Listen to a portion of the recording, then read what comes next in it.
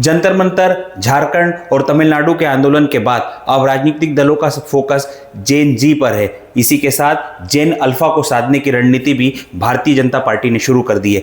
Bharatiya Janata party किस तरीके से अब जेन जी के बाद जेन अल्फा को साधने की कोशिश कर रही है, इसी पर बात करने के लिए हमारे साथ हमारे वरिष्ठ सहयोगी हिमांशु मिश्रा जी। हिमांशु जी, जेन जी का आंदोलन हुआ जंतर मंतर पे, झारखंड में भी हम देख ही रहे हैं, तमिलनाडु में भी ये हुआ। अब इसके बाद जेन अल्फा की तरफ पार्टी बढ़ गई है, जेन अल्फा आंदोलन कर रहे हैं और राजनीतिक दल अब उसको साधने में जुटे हैं, तो इसे कैसे देखते हैं आप?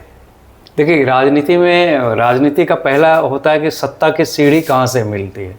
अब आप देखिए कि अचानक से ये जो 5 राज्यों के विधानसभा चुनाव हुए हैं कुछ महीने पहले, उसके जो सिग्नल हैं, आप देखिए तमिलनाडु में जेन जी ने सारा कुछ पलट दिया। वो जो द्रविड़ फोकस्ड पॉलिटिक्स थी उससे उलट टीवी के आ गई वहाँ, तो उस समय चौकन्ने हुए थे। उसके बाद जंतर मंतर का आंदोलन हो गया, फिर रांची का आंदोलन हो गया। तो ये पॉलिटिकल पार्टियां डरी हुई हैं कि ये नया वोट बैंक, आपने देखा होगा कि पहले कास्ट से चली थी ये राजनीति की, कास्ट को साधो। फिर दलों ने मिलकर एक महिला वोट बैंक तैयार किया था कि उसको नकद दे दो या कुछ चुनाव के टाइम पे कुछ ऐसा कर दो उसके लिए कि वो आधी आबादी का एक अलग वोट बैंक खड़ा हुआ था। अब ये अलग नई समस्या खड़ी हुई है। ये जो यूथ हैं उसमें जेन जी जेन अल्फा दोनों हैं, ये अलग तरीके से सोचते हैं। तो अब इसको साधने की, क्योंकि ये 1/3 है वोटर का, जो आप देखेंगे पॉपुलेशन का 1/3 है, 1/3। और डर इसलिए रही है कि ये जो भाजपा का आंतरिक सर्वे हुआ है बंगाल और तमिलनाडु को लेके, ये वोट ही नहीं दे रहे हैं बदलाव के लिए कि नई व्यवस्था में बदलाव चाहिए, नई तरह की व्यवस्था चाहिए, इसके लिए वोट ही नहीं दे रहे हैं, बल्कि वो डिसीजन मेकर हो रहे हैं घर का। वो अपने पेरेंट्स को भी मजबूर करते हैं कि भविष्य हमारा जाना है, बिल्कुल हमारे भविष्य का सवाल है, अब जो मैं कह रहा हूँ वो सुनिए। तो वो बंगाल में ये हुआ कि भद्रलोक टूटे। भद्रलोक ने कभी बीजेपी को वोट नहीं किया था, ये जेन जी के प्रभाव में ही आया। और तमिलनाडु में जेन जी के प्रभाव में आप देखिए द्रविड़ पॉलिटिक्स होती थी, डीएमके का, तो इसीलिए तो अब इनमें सारे पॉलिटिकल सिस्टम, बीजेपी अपवाद नहीं है, सारे लोगों को लगता है कि ये जो नया वोट बैंक जो 1/3 है वोटर का, इसको साधने के लिए क्या किया जाए, उसकी चिंता सारी पार्टियां कर रही है। उसमें बीजेपी जो कि सत्ता में है, अगले साल उसको 5 राज्यों में विधानसभा चुनाव का सामना करना पड़ा है। आप पीछे देखिए तो दतिया बांकीपुर के जो उपचुनाव के नतीजे आए हैं, अभी धर्मेंद्र प्रधान शिक्षा मंत्री का इस्तीफा कराना पड़ा है। तो भाजपा में ये मंथन का दौर कुछ ज़्यादा है। जैसे आपने बताया कि भी 5 राज्यों के आगामी चुनाव होना है अगले कुछ ही दिनों में, तो इसके लेकर के लिए जेन जी के साथ साथ जेन अल्फा, मैं दोनों की बात करूंगा क्योंकि दोनों अभी निर्णायक वोटर हैं, दोनों को साधने के लिए कुछ पर्टिकुलरली कुछ प्लान तैयार किए हैं भाजपा ने, किस तरीके से ये आगे बढ़ेगा और किन माध्यमों से इनको जोड़ा जाएगा? क्योंकि अभी सबसे ज़्यादा चर्चा प्रधानमंत्री नरेंद्र मोदी की रही है, जब उन्होंने इंस्टाग्राम की रील के माध्यम से लोगों को जोड़ा। हाँ, आप सही कह रहे हैं कि वो जोड़ा एक इंडिकेशन था। प्राइम मिनिस्टर ने एक लाइन दी पार्टी को कि भाई ये जो जेन अल्फा को जोड़ो। एक सोशल मीडिया प्लेटफॉर्म बहुत अहम माध्यम है, उसमें किस चीज़ का चुनाव किया जाए। तो उसमें है कि सबसे ज़्यादा इंस्टाग्राम में रहते हैं, बिल्कुल चैट जीपीटी, कई और माध्यम हैं जहाँ ये जेन अल्फा वो करते ज़्यादा सक्रिय हैं। हाँ, तो कहते हैं संपर्क के लिए अगर आपको इनसे संपर्क साधना है, संवाद करना है, तो सोशल मीडिया के उस माध्यम का आप उपयोग करें।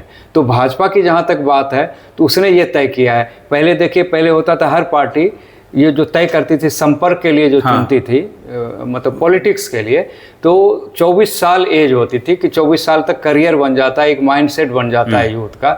लेकिन जब मैंने आपसे पहले कहा कि ये डिसीजन मेकर हो रहे हैं, तो अब चिंता हुई है कि क्या एज ग्रुप को घटाया जाए। तो बीजेपी ने ये प्लान तैयार किया है कि अब 16 साल से 23 साल के ही जो किशोर और युवक युवतियां हैं, हाँ, उससे हम संपर्क साधेंगे। और दूसरा है कि ये सिर्फ आप देखिएगा जो इसका छात्र इकाई है, एबीवीपी, तो वो क्या होता था कि सरकारी कॉलेज तक सीमित रहती थी। अब इन लोगों का मानना है कि भाई प्राइवेट एजुकेशनल इंस्टीट्यूशंस भी काफ़ी आ गए हैं, तो उस तरफ किसी का ध्यान नहीं गया है, कोचिंग सेंटर्स पे ध्यान नहीं गया है। तो एक रास्ता तलाशा जाए जिससे उसको रास्ता क्यों तलाशा जाए। तो मान लीजिए 16 साल के आज हैं बच्चे, वो अब पॉलिटिकली अवेयर हो चुके हैं और ये 2 साल के बाद आपके वोटर बनेंगे, फर्स्ट टाइमर वोटर बनेंगे। और आप ये देखिए 16 से 23 वाले जो वर्ग हैं, ये 23-24 करोड़ वोटर होंगे आपके इसमें। तो आप इससे अंदाज़ा लगा सकते हैं कि ये डिसीजन की चुनावी नतीजे का ऊंट किस करवट बैठेगा, उसके लिए मेन डिसाइडिंग फैक्टर होंगे। इसलिए बीजेपी ने ये प्रारंभिक रूप से लिया है कि संवाद सोशल मीडिया प्लेटफॉर्म पर जहां ये जैन अल्फा ज़्यादा यूज करते हैं, उसके लिए क्या तरीका अपनाया जाए कि हम जाएं कोचिंग सेंटरों में जाएं और स्कूलों में रीच आउट करें। वो मैंने पूछा भी कि स्कूल में पॉलिटिकल डिस्कशन करेंगे क्या, तो ये जवाब है कि नहीं पॉलिटिकल नहीं, लेकिन उनको एक बताया जाए कि देश कहाँ जा रहा है। चूंकि हम सत्ता में हैं तो हमने क्या किया है एजुकेशन के लिए, हेल्थ सेक्टर के लिए, जो इंफ्रास्ट्रक्चर के लिए जो दोनों जैन जी और जैन अल्फा की उनके मानसिकता में ये सारी चीज़ें हैं। जैसा आपने बताया कि सोशल मीडिया पर अवेयरनेस कैंपेन और इस तरीके से चीज़ें चलेगी, तो कुछ पार्टी ने अपनी रणनीति के तहत कुछ ऐसे प्रोग्राम्स तय करें कि कॉलेज में 15 दिन इस में मतलब बाकी जो इंस्टीट्यूट्स जहाँ होते हैं, जहाँ बच्चे पढ़ाई करते हैं, उसमें कुछ समय देंगे, और कितने दिनों का यह कार्यक्रम होगा, कब से शुरू होगा, अगर आप बता सके।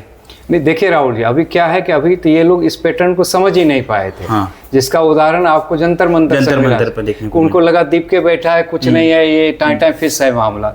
ये मामला बढ़ गया तो अब सारी पॉलिटिकल पार्टी एक दिन में तो प्रोग्राम तय नहीं करेगी। अभी तो ये असमंजस में है कि इसको संवाद का क्या तरीका होना चाहिए, उसका क्या तरीका हो। आप डायरेक्ट जाके 16 साल के 17 साल के बच्चे से वोट तो नहीं मांग सकते। बिल्कुल।